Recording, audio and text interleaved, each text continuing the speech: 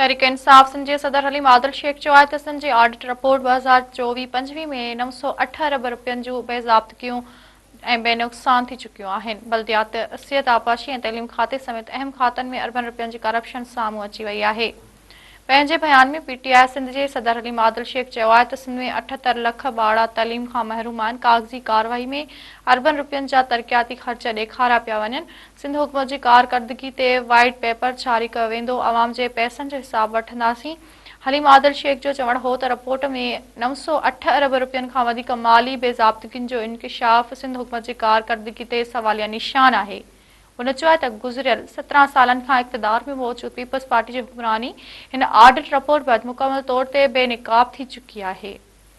हलीम आदिल शेख चयो आहे त बल्दियात खाते में 210 अरब रुपयनि जी शकी ठिकनि ऐं वधीक अदायगियुनि जी निशानदी कई वई आहे, जंहिंसां ज़ाहिर थिए थो त हिन खाते अंदरि पीपल्स पार्टी फंड समझी इस्तेमाल कया।